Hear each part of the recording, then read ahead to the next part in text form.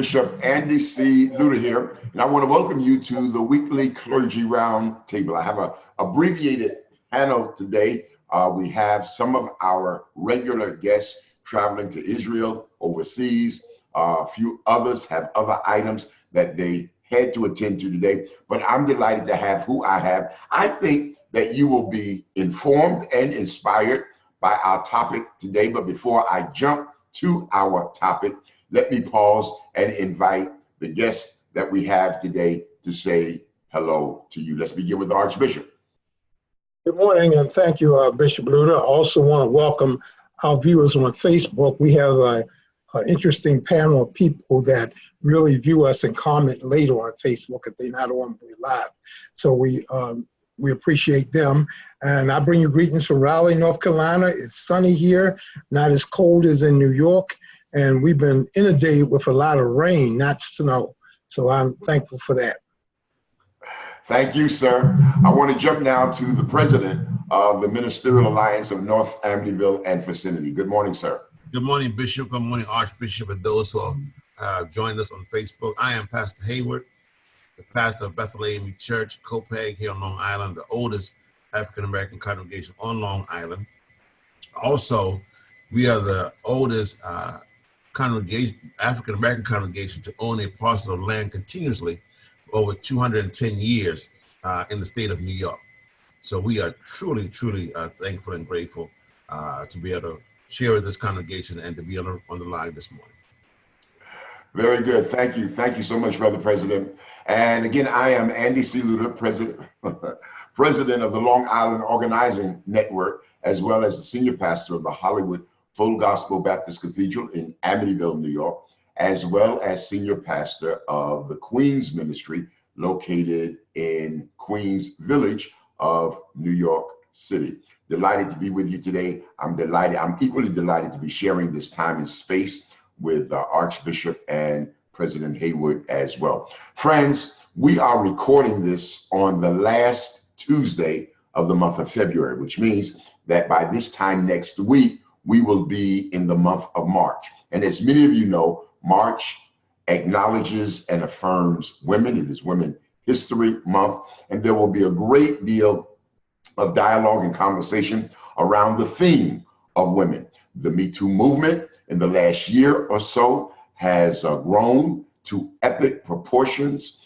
We are seeing demonstrations and manifestations of the assertiveness of women literally all across the country. And so today we thought that we would take a little bit of time in anticipation of the month of March and women history to talk from the question, is America ready for a woman president? Is America ready for a woman president? Now, we raised this question in light of the fact that we have Kamala Harris out of California, who has already launched a formidable bid for the presidency. She is joined by Senator Gillibrand here in my state of New York. Just north of me, we have Senator Elizabeth Warren representing the state of Massachusetts.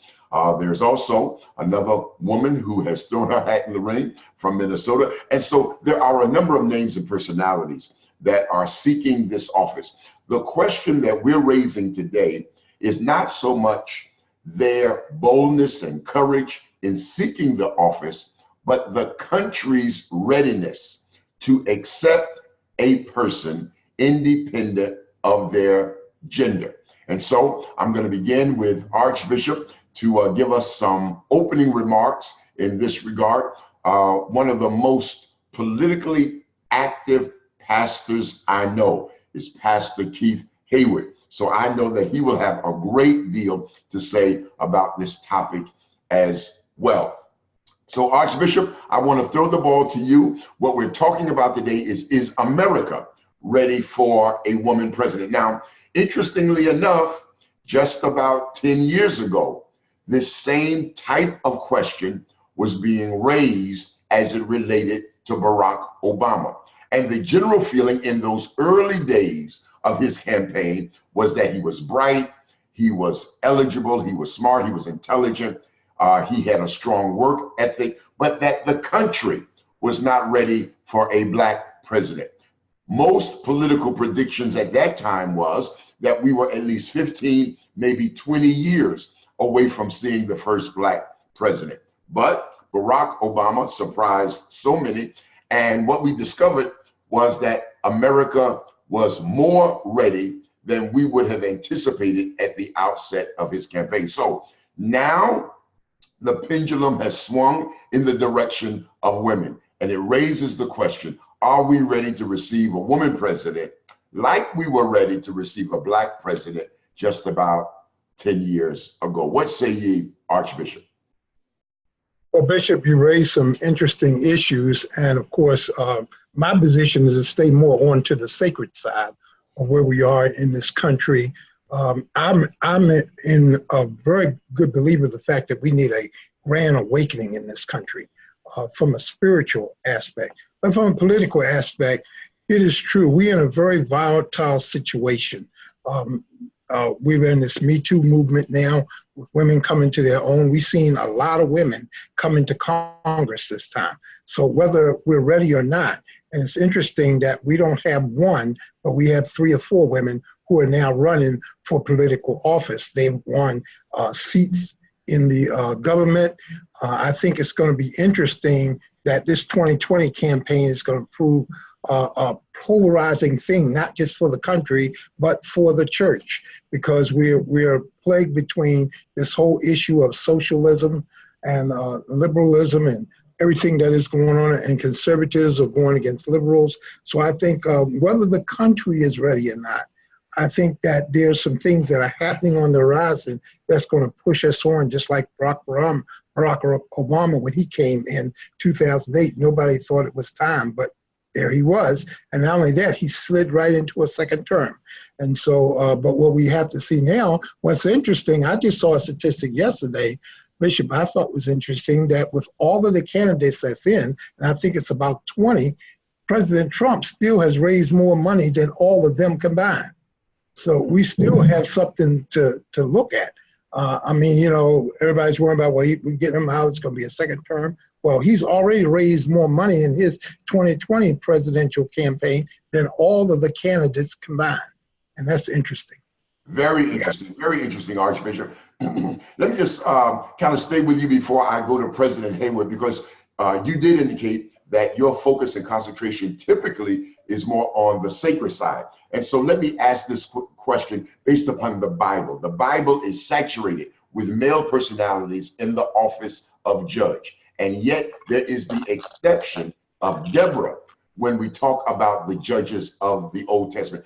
Archbishop, are there any parallels that you can draw between this interest in a woman becoming president and the domination of male figures in the office of judge, and the exception to that rule with the insertion of Deborah, who turned out to be one of the leading judges of the era? Is there anything that we can glean from the Bible as it relates to this possible parallel? I think we can glean 2 things. One is pattern and principle. We cannot get hung up in pattern so that we miss the principles that God is trying to present to us. Sometimes we get hung up in this male pattern and that God's always using males. And then we see a principle involved, that God would do whatever he wants. We forget the sovereignty of God. So we see, like in the case of Deborah, sometimes patterns are broken because of principles. And I think we cannot hold God to a specific pattern. And I think we've done that in the church. Sometimes we get to the point like it's only male leadership, as if God cannot adjust his pattern. Yet we see the same thing, I think, in politics here. Hillary Clinton ran last time, and we see some interesting things involved with how God maybe seems to break a pattern so that we don't get confused into whether or not God is moving a certain way, because he's sovereign. He can do whatever he wants. And sometimes we try to lock God into a certain pattern. He always seems to move away from there. My illustration goes into Genesis 49, when Jacob is dying and Joseph brings his 2 sons to be blessed. And Jacob crosses his hands and blesses the younger son over the older son, which means that he broke the pattern. And we see that quite a bit throughout scriptures, that even though the breaking of the pattern doesn't mean that's a breaking of the rules. It means that God may break the patterns or whatever his purpose may be, even though the rules might be one thing or the other. And I think that when we talk about this, we have to look at it from that standpoint. Indeed, indeed. And you make such a great point. I've always been struck by the act and the behavior of Joseph there, where he actually crosses his hands and blesses. He indeed, what you say, breaks the pattern. President Hayward, as a representative of the African Methodist Episcopal Church that has always been an advocate of Black activism in this country, but also a supporter of feminism in this country as an organization, even as an institution. Do you think America is ready for a woman president? Absolutely. And why, sir?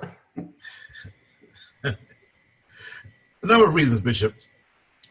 Number one, we have been led by the Bush family, the Clinton family, for 24 years in our history.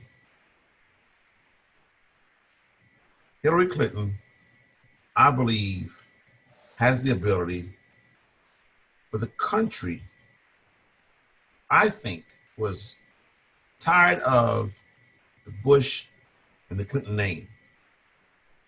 Number two, women have an ability to see things in more detail than men do.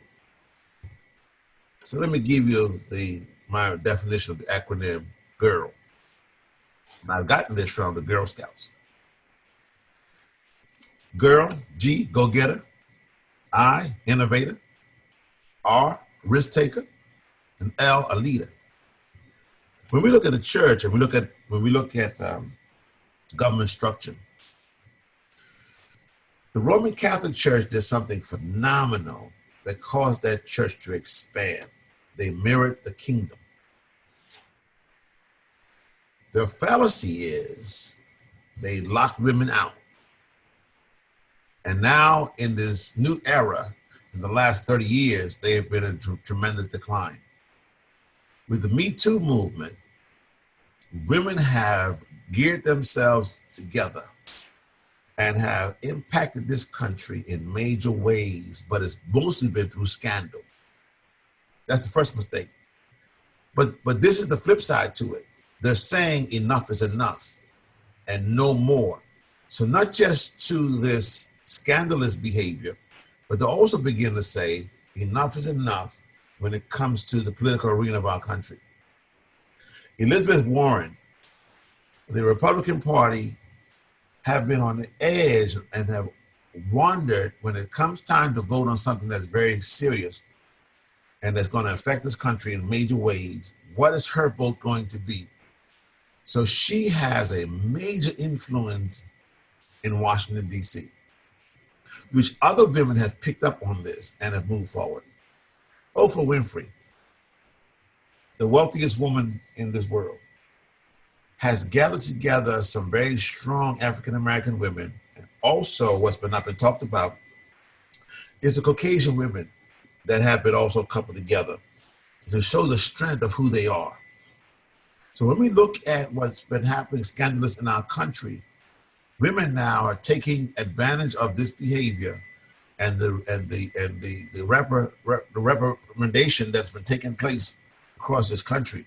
They've taken that by the horn and they're riding that. And if this momentum keeps building, if Weinstein is indicted, this thing's gonna take off like fire. Bill Cosby, R. Kelly, and Weinstein, we've seen Matt Lauer lose his job. We've seen other individuals lose their jobs. So the women have put together this Me Too movement, and now it's making it more a political factor than of being respected. So the country's going to have to pay attention to these women. The state of New York, the Lieutenant Governor, Kathy, very powerful, very strong, very strongly. And you have met her yourself, Bishop. In our own local area, Dr. Pam Robinson, Kimberly Jean-Pierre, major people. So I believe the country is going to have to pay attention, whether they're ready or not. You said something interesting, Archbishop, about Mr. 45. What's not being told is a lot of that money is his own. It's not going to record that way. But when you look at where the money is coming from, it's coming from the Bible Belt. What's interesting is he's just picked up on something concerning women, and the women are going to jump on it when it comes to abortion. The law that was just passed in the state of New York, that a baby can be aborted up to 7 months if the mother's at risk or the child is at risk. The Me Too movement are jumping on this, not because of what Mr. Trump has said, but the Democratic women are really picking this up, and that's going to be a part of their platform. Wow. Yes. Archbishop, I want to come back to you. I have been mentioning for the last 2 weeks that I have been on sabbatical for the month of February, and I actually come off of sabbatical to participate in this conversation. And then let me also apologize. Normally, we have a female as a part of this panel, and with our topic today, we really needed a female's perspective on this. And I regret that Bishop Frazier and some of the other women who have participated in the past are not with us today to share their perspective with us. But while on sabbatical, I have been watching or binging actually on a number of Netflix series. And one of my favorites in recent days has been House of Cards. And in the most recent series and season of House of Cards, Claire Underwood, or Claire Hale Underwood, is now the president. And this seems to be a classic case of art imitating life. And I want to know, Archbishop, to what degree do you think that what we're seeing on the screen is anticipating what very well may happen in 2020? Now, here is my historical anchor here, that well before Barack Obama became president, we had James Earl Jones play the role of the president in a movie called The Man.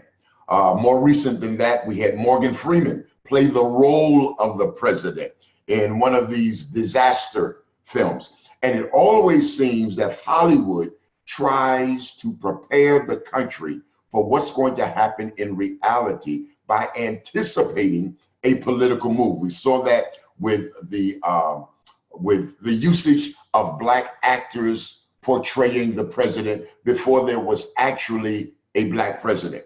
Do you think series like House of Cards that features a woman in the office of president is again Hollywood being prophetic or anticipating what very well may happen in the future, Archbishop? Well, it is true that Hollywood gives us trends. I thought you were going to mention 24 because we had a very active 24. That was one too. I think that what we are blurring here, and I'm glad you brought this up, is that we are blurring entertainment and reality. And where we're supposed to be looking at the screen for entertainment, we're often being pushed into reality push. Our Western mindset, our Western thinking is being influenced by sitcoms, by things that are on. It's work with our morals, with our morals and things that are happening. We see different changes. It's pushed in the screen at us.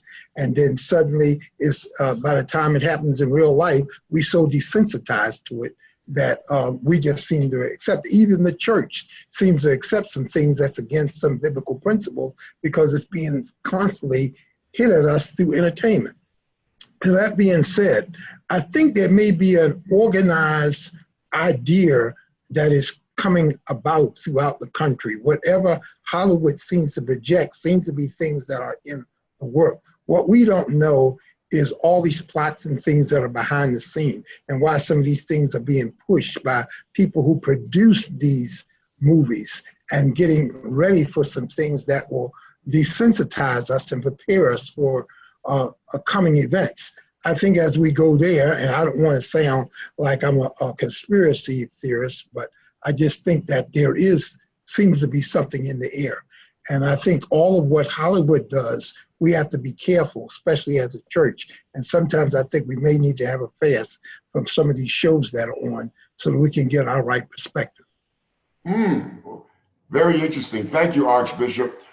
President Hayward, one of the titles you hold is the title of president of the Ministerial Alliance of North Amityville. That is a political title. It is a political office. And I have such an enormous regard and respect for your abilities in the area of political analysis. As it relates to Long Island, you are perhaps one of the most perceptive individuals, negotiators, navigators, and managers of the political terrain that we have on Long Island. And you certainly have proven to be a gift in that particular area to help us negotiate what is best for our community as it relates to the political landscape of our community, both local there in Copiague and Amityville and the larger Long Island region. Here's the question I want to bring back to you, Brother President, and that is, in the case of Barack Obama, we had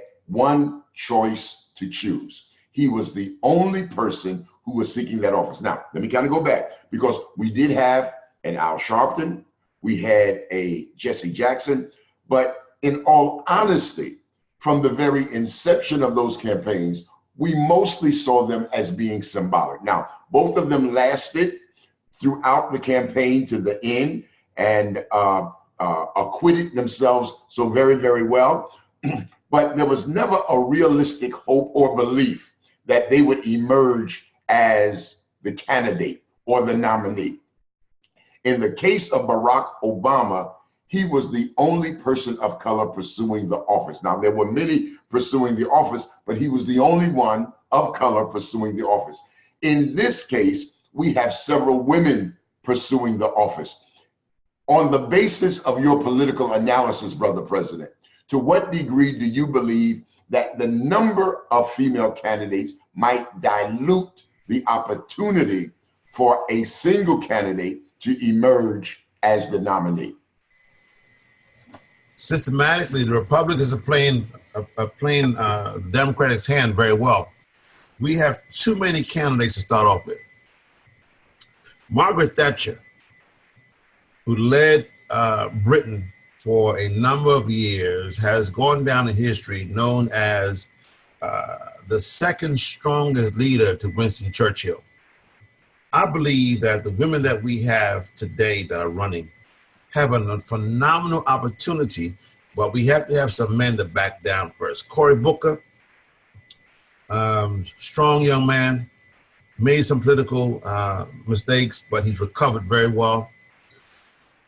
And I believe the more we fragment this party, we're going to have even stronger issues with the women. The mayor of New York is considering running. The former mayor is considering running. That means we're going to have 27 candidates. Well, I believe what's happening now is the men are strategically trying to push these women aside, but the Me Too movement is saying, you're not going to be able to do that.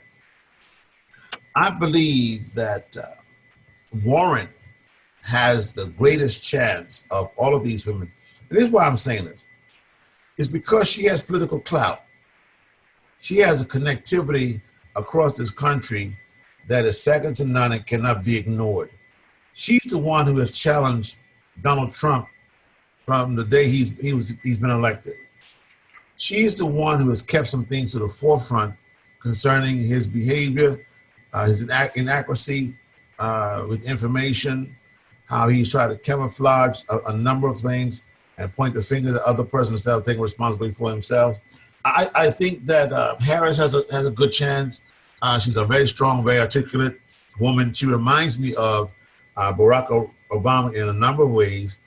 She's a dark horse. Gillibrand, no. And matter of fact, I'm waiting to hear from her office concerning her intentions.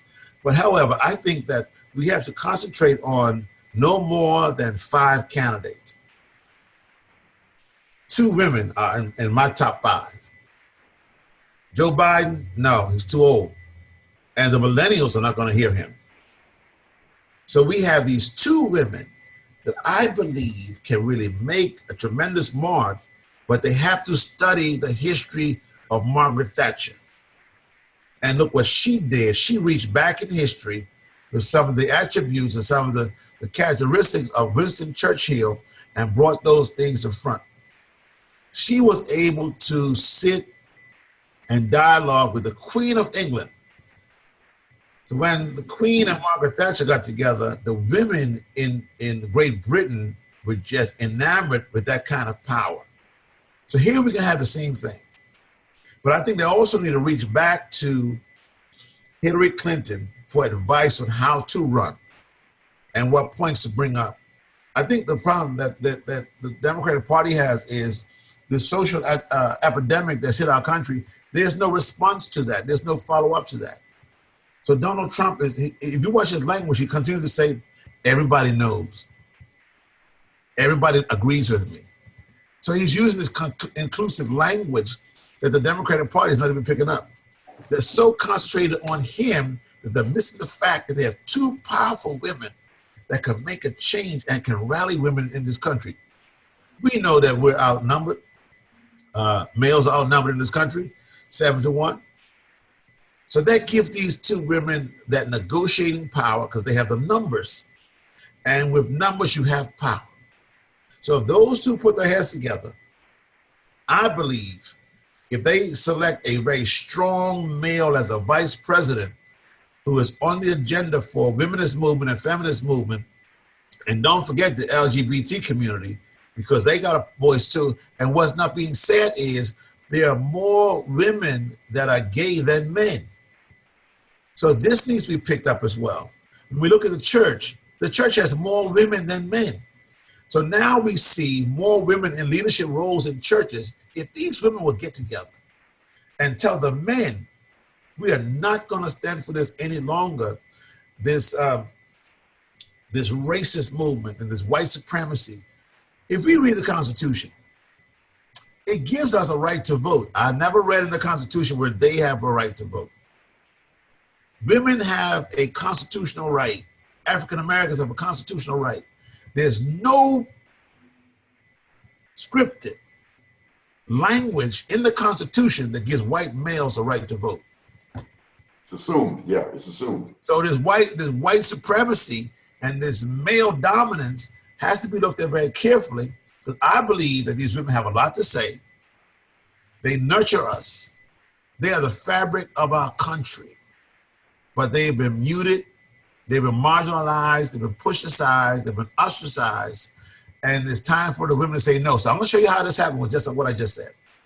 With Joanna Lee, the first woman to be ordained in the AME church, when they brought her to General Conference, they rescinded her ordination. But in the last 16 years, the women have said no.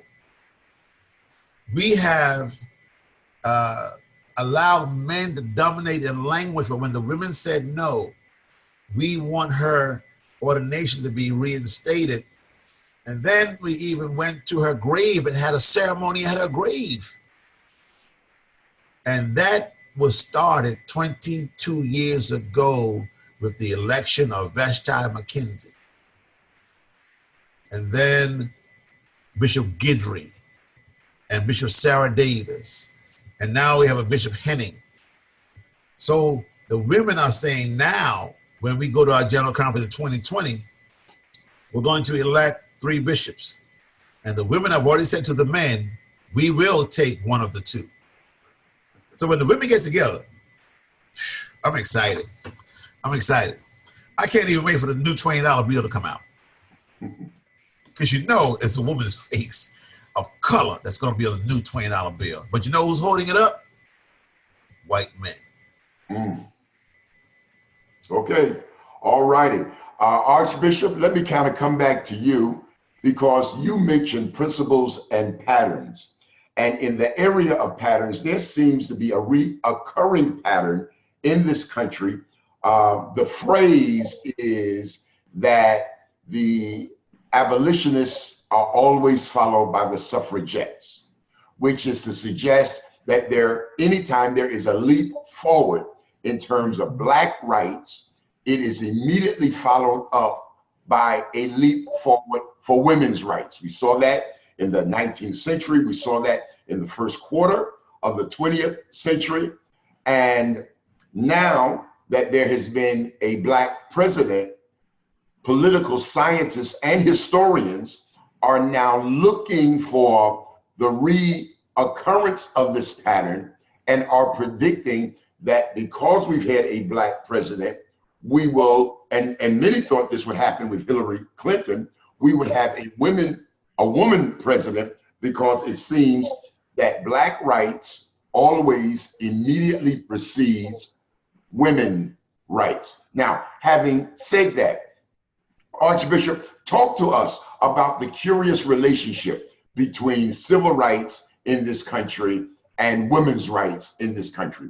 Is that not a pattern that has taken place time and time again, and that we can look to see it take place again in the future?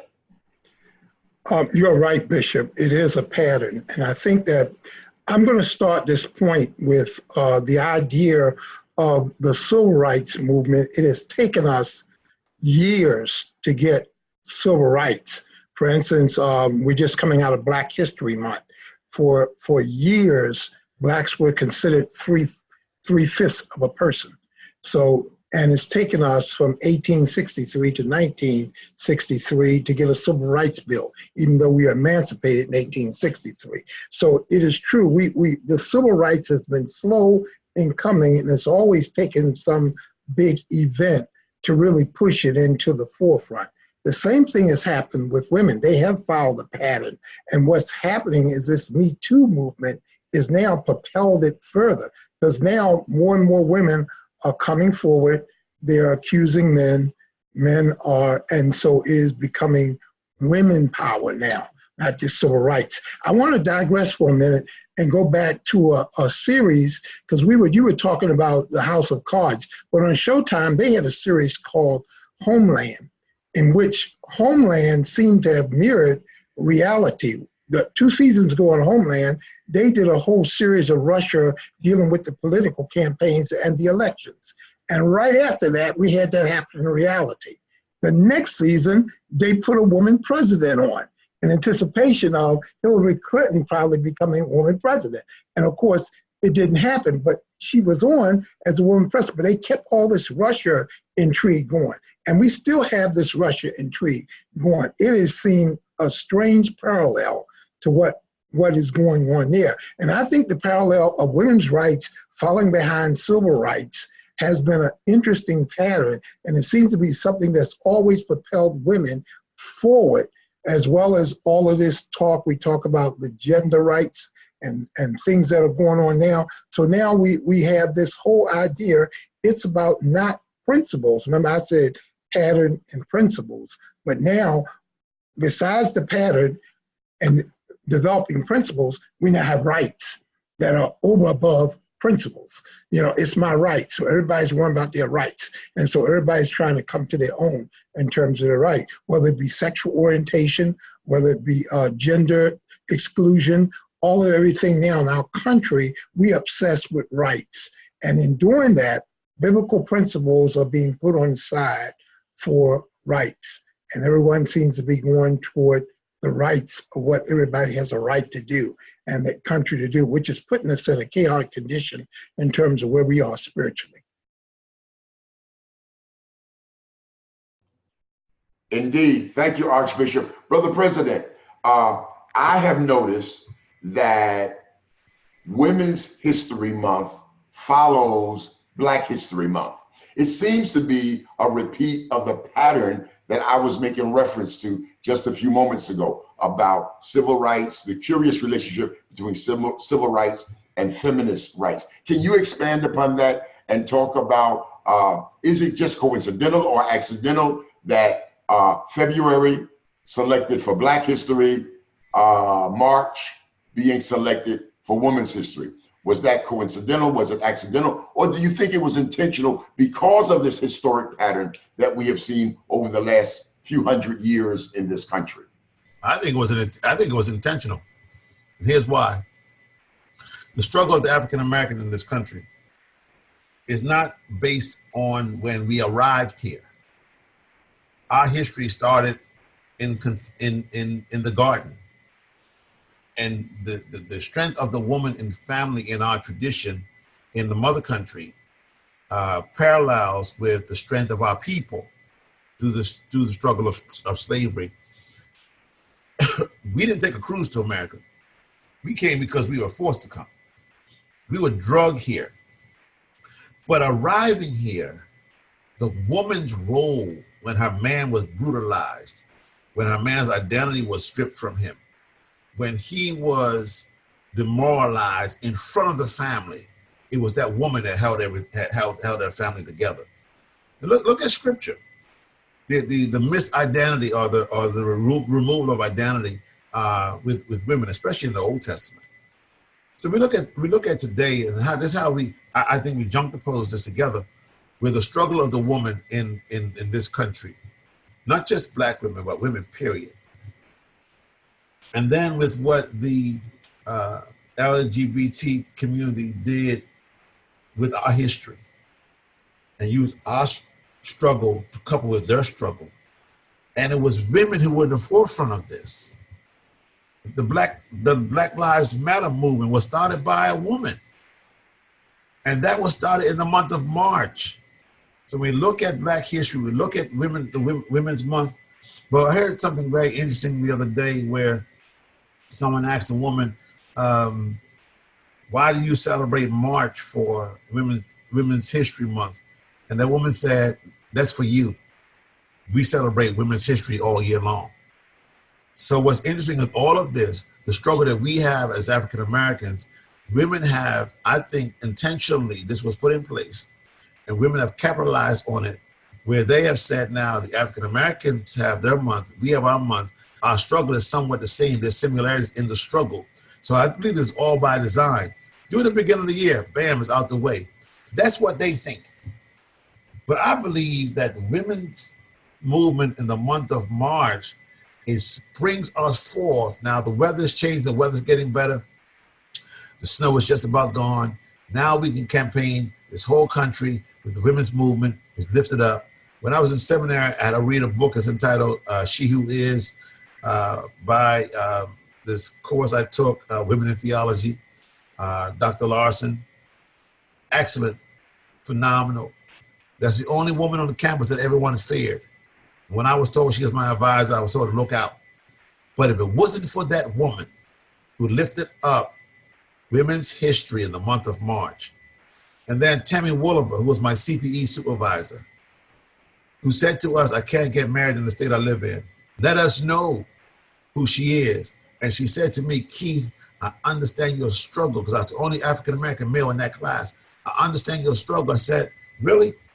And when she broke it down, the challenge that women face, how women do not get equal pay, how women are marginalized, and couple that with the African-American experience in this country, that we're the last hired and the first fired, and how we're not treated the way that we should be treated, and what we're taught in school about slavery, couple that with the women's movement. So I believe that this is intentional for the country to look at the struggle, but there's so many distractions in February and March.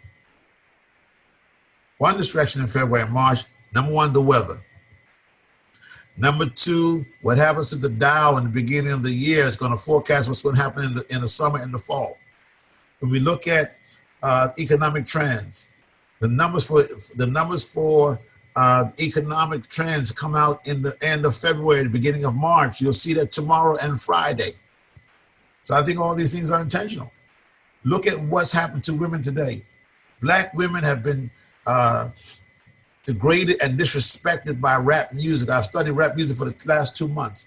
And when I see what's happening to women in this music industry, I pray to God that the struggle is new now.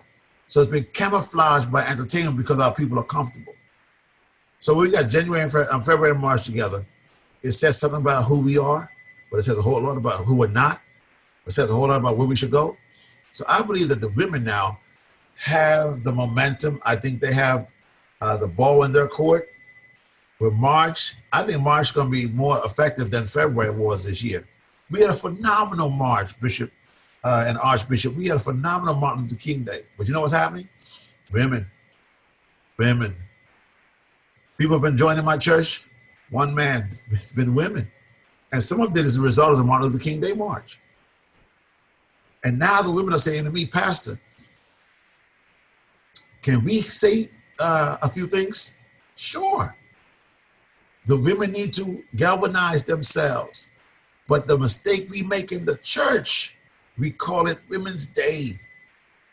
I think the Women's Day should be a women's movement. And we get the movement in the church moving, the girl power. There's power in every girl. She's a go-getter. She's an innovator. She's a risk taker. And she is a leader. So I'm hoping that the march that we are about to engage in is going to pull February with it and say, look at us, look at our strength, look at our power. So I believe it's intentional if we wake up and see all the signs that point towards the ability and the power that we have to make change.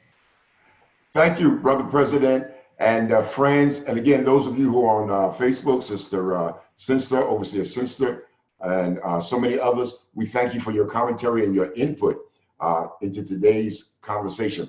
Archbishop, our time is just about expired, but before we go, I want to return to the initial question that has been raised, and that is America ready for a woman president?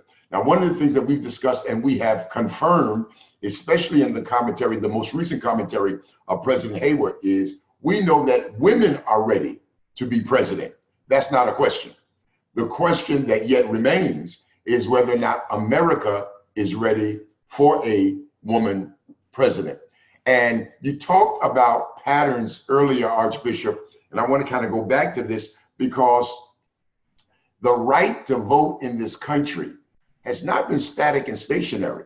When this country started, even all white men could not vote. Initially in this country, the only persons who were allowed to vote were white, male, and land owners. White and male by itself wasn't enough to be able to vote. You had to own land. Of course, that changed to eventually include all white men, and then of course, blacks, and then of course, women, the suffrage movement of the 19th century and the 20th century. Archbishop, as we make ready to close, talk, if you will, about what is going on in the country that makes America ready for a woman president. Not so much the women being ready, we know that they are, but what in the country is going on that makes the country ready for a woman president? Bishop, you gave a big handle there in terms of the pattern of what's going on. I don't believe that this country is ever going to be ready for a move that moves us into the direction we need to go. I think we just basically are going to have to accept what really comes about. They weren't ready to receive blacks. We weren't ready to receive women. We weren't ready for anything that seems to be happening. The question is, has God mandated? And I think that's where I would say the more brilliant. If God has mandated it, it doesn't matter who's ready or who's not. It just matters of whether or not God's going to orchestrate it. Because as we know, when God makes a choice, it doesn't always be a popular choice. And it all, as Samuel found out when he went to Jesse's house, none of who he really thought should have been the next king was anticipated by him. And God says, man looks on the outward appearance, but God looks on the heart. So whether or not we are ready or not, the issue is whether or not God has chosen the one who's going to be in place, whether that be male, female, doesn't matter what nationality it is. If it's God's choice, then I think that's what we're going to have to see. And Jesus gave 2 criteria for his ministry. Let me just state this, Bishop. Jesus said this about his ministry. He said when he was here and they didn't receive him for who he was, they weren't ready for Jesus as the Messiah to come, even though it was prophesied about his coming. Over 100 prophecies about Jesus coming were already in the Old Testament, yet when he came on the scene, nobody was ready for him to come. And he said 2 things about his own ministry. He said, if you don't believe me for my words, believe me for my works. So he had that true guy. He said, look at what I'm saying and look at what I'm doing, and use this as the evidence for whether or not you believe who I really am. And I think that we're going to look at this next season coming in, and we're going to be evaluating what people say, and we're going to see what people do. And we're going to be able to see the evidence of what's going on by what they say and what they get accomplished. Thank you, Archbishop. Profound as always. President Hayward, we're giving you the last word on this topic today. Our time is just about out, but we want you to close us out with what do you think is going on in the country that makes America ready for a woman president? We know that women are ready, but what makes the country ready? And I do think that Archbishop has given us a very profound perspective, and that is whether or not the country is ready or not. If it is the will of God, it will take place despite how prepared the country might be. Your final words, sir. Was interesting, the interesting dynamics of Archbishop's response to your question, Bishop, and let me thank you for the topic today, is that the Bible Belt area of our country, the Midwest of our country, try to stand on some type of Christian morality with the hand still on this racial divide in our country.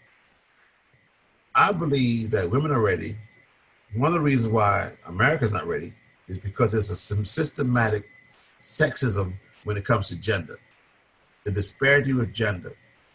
It has been our tradition that men hold the highest office in the land, the businessmen, the CEOs. And even though we have now women in these positions, the numbers still do not give them the strength and the power to supersede that privilege that white males have enjoyed in this country for a long time. So until we understand systematically that that's something that needs to be addressed, there will not be change. But I agree also with what Archbishop has said is God knows exactly what he's doing to get our attention. God knows exactly what he's doing when it comes to the fiber of this country. This is one country that's always lifted up the name of God. In God we trust. This is one country that has for years tried to function on the moral fiber of spirituality and what the Word of God says. But we have turned so much to the left, and God is not a God who turns a deaf ear or a blind eye to the decisions and choices that we make. Are we ready for a woman? My opinion, we are, but the current reality says no, we're not. Not until we look at women with equality and we look at the rest of this country as being equal, change is not going to take place.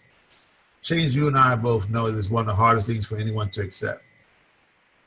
But I believe the Word of God, if my people are called by my name will humble themselves and pray and seek my face and turn from their wicked ways, I will heal your land and forgive your sins and heal your land.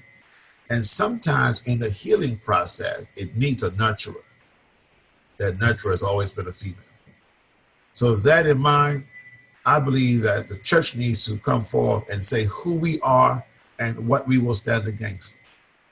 On yesterday, the United Methodist Church has declared that there will be no same-sex marriages and there will be no gay pastors. They took a stand on yesterday.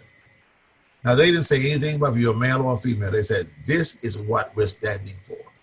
Until America gets back to the place to say, this is what we're standing on the Word of God in which we are founded, change is always going to be very difficult for us. Well, friends, for the last almost hour, you have been watching and listening the weekly Clergy Roundtable.